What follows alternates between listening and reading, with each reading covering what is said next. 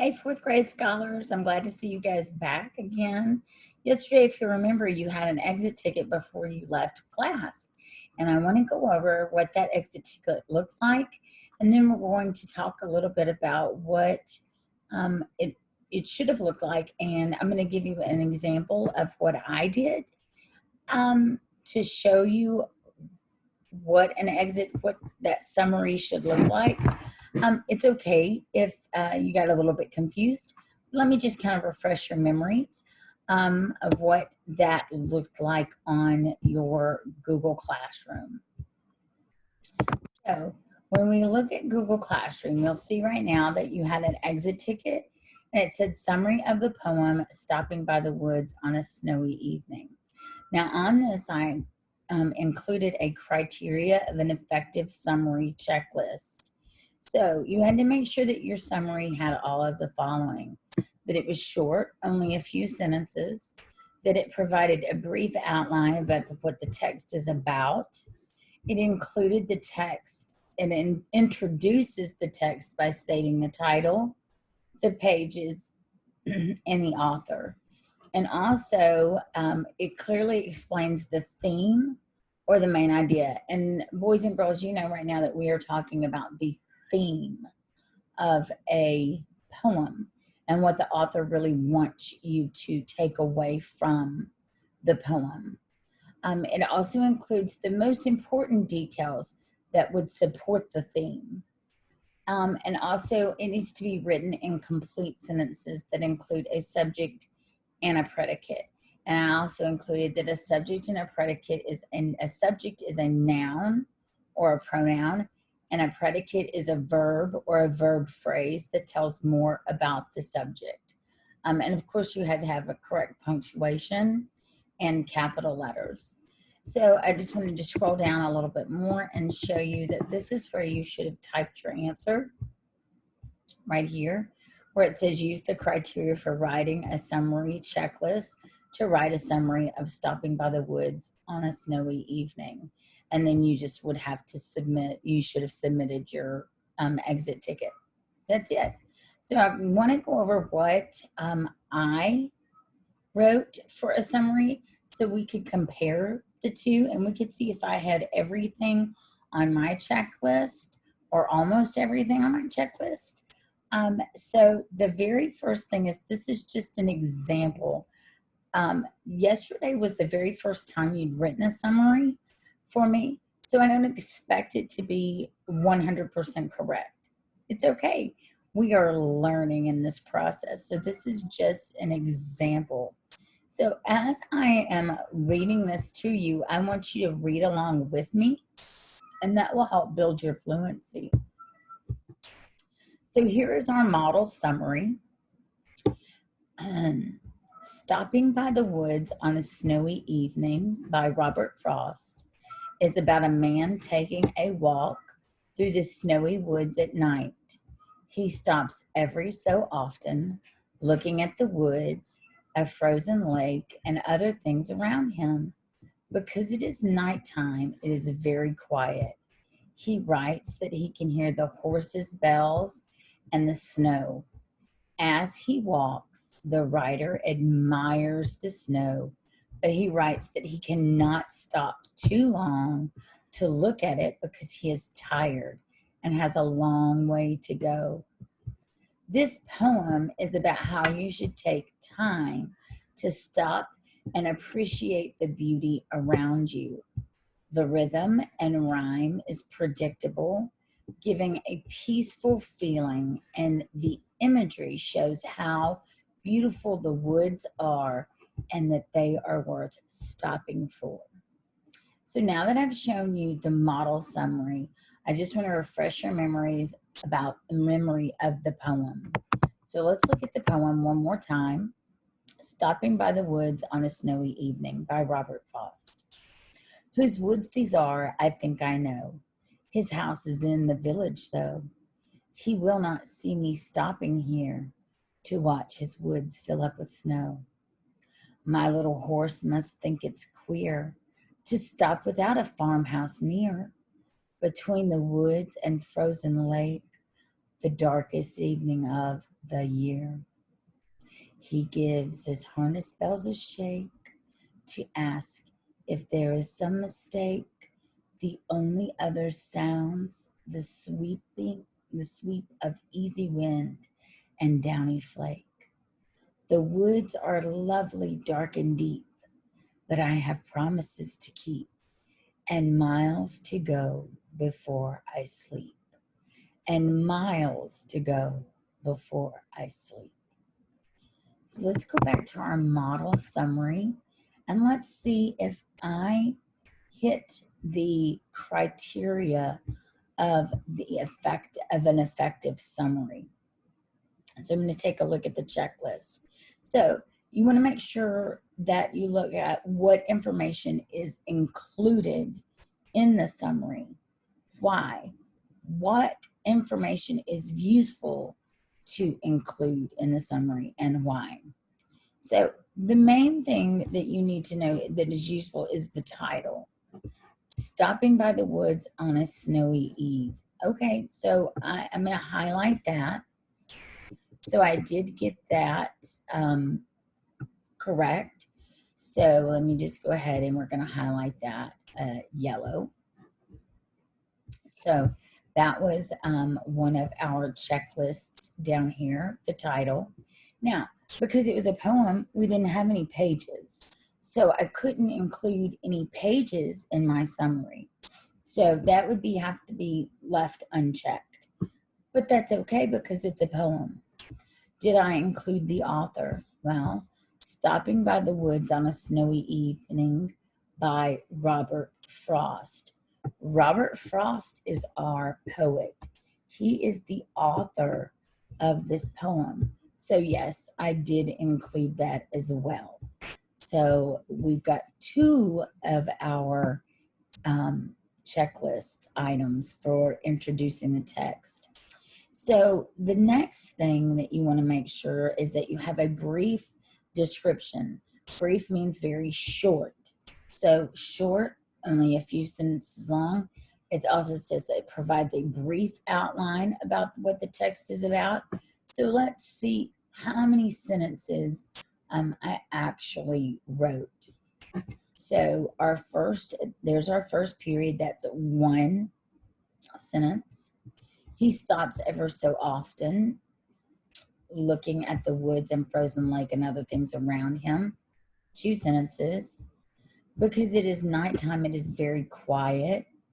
Three sentences. He writes that he can hear the horses' bells and snow. Four. As he walks, the writer admires the snow, but he writes that he cannot stop too long to look at it because he is tired and has a long way to go. That's 5. Now, I also included down here at the bottom the theme and what the theme of the poem is and about the rhythm and the rhyme. So that is a little bit extra that you can add to your summary of a poem. Because remember, the theme is what what the author wants you to know. So let's continue looking at our checklist. So it's short. It's only a few sentences long. Let's see if it provides a brief outline about what the text is about. Well, it tells us it's about a man taking a walk through the snowy woods at night. Yeah, that's very accurate. That was the main thing of what the man was doing, is he was taking a walk. And he does stop ever so often, looking at the woods and the frozen lakes and the other things around. Now, these are the next following sentences would be supporting details. Okay, they should be supporting the fact that the man is walking through the woods, through the snowy woods at night. So let's see how many details from the text. So the first thing is, let's go back to that text. And so he talks about he watches his woods fill up with snow. between the woods and the frozen lake. He gives his harness bells a shake. Well, we talked about yesterday that harness bells are on horses, and the only other sound is the sweep of easy wind and downy flake.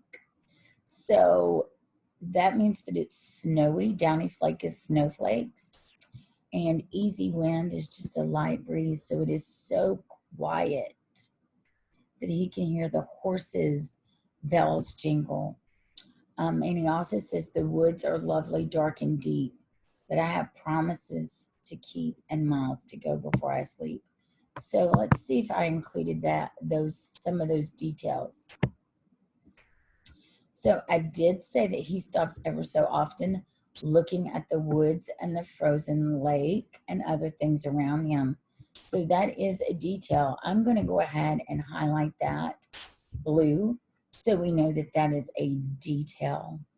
We also know that it is nighttime because if we go back to our poem, it says the darkest evening of the year. So we know that that is nighttime. If it's the darkest evening, evening time is dark. So yes, there is another detail that I included. And I also included that it is very quiet. So yes, it is very, very quiet. Because it is so late at night, and the snowfall and the wind is all that he hears. So also he also writes that he can hear the horses' bells; those are the harness bells, and he can hear the snow. So the only sound, the harness bells, and the sound of downy flake, which we know that's snow. So that is another detail. So far, I think, and I wrote he writes because we're talking about Robert Frost, the author, writes that he can hear the horses' bells and snow. So I'm going to go ahead and include that in a detail. So we've gotten several details here now. So we have checked off that it's short. We provided a brief outline of what the text is about. It's about a man walking through the woods at night. We've included the details so I could check that off of my list. I did include the title and the author. Now, did I clearly explain the theme? Well, if you look here, it says the poem is about how you should take time to stop and appreciate the beauty around you. When we filled out our note catcher yesterday, we talked about the theme, and we talked about how the theme of this poem was to talk about taking the time to stop and appreciate the beauty that is around you. So yes, I did address the theme. I'm going to go ahead and highlight the theme. And let's do that in a nice green color. So we do know now that we have highlighted the theme. The next thing is that does it include, and this is not on our checklist because this is not true for every summary, but I wanted to include that the rhythm and the rhyme of the poem is predictable and how it gives a peaceful feeling, and that the imagery shows how beautiful the woods are and what they're worth stopping for. So when you imagine the imagery from the poem, it's saying to watch his woods fill up with snow. Doesn't that just sound peaceful? We talked about imagery yesterday, and I had you close your eyes and imagine what scene that you would see if you were listening, if you were living, if you were the person walking through the woods. So it would be very peaceful. It would be very quiet, so quiet that you could hear snowfall. That's so very quiet. And it says the woods are lovely, dark, and deep. So it's a place that he would like to stay. He would like to appreciate the beauty, but he can't because he has other things to do. So he can't stay for too long. So let's go back. So the rhythm and the rhyme are very predictable. And even when he says, and this is my favorite part, I think I told you all this yesterday, when he says he gives his harness bells a shake, that just makes me excited. Like I can hear the shaking of the horse's bells. So that's the only sound he hears other than the wind and the snow. So I like the way that the rhythm and the rhyme is very peaceful. And then I just circle back and talk about how the imagery shows how beautiful the woods are and how they are worth stopping for. So that goes back to our theme. That goes back to our theme that you should take time and stop and appreciate the beauty. So this is our model of what a summary should look like. Now, did I write complete sentences? I did. Did I capitalize all of my sentences? I did. So that's always just an extra little double thing that you can double check and make sure that you did. It's a very easy way to earn points. Always make sure that you capitalize your letter, your first words in every sentence, and that you always add a punctuation at the end. So I want to remind you all that as we do this, as we talk about this, and we do more and more summaries, you will always have a criteria of an effective summary, and you will always have a model to look at to guide you. So I hope that you will take your summary that you wrote yesterday. We're going to pass those back out today and let you revise them a little bit if you'd like. And maybe I'll have a couple of you share out. I would like for you to. I don't want you to feel like you're forced to, but I would like for you to share them out. So I will see you all in class later today.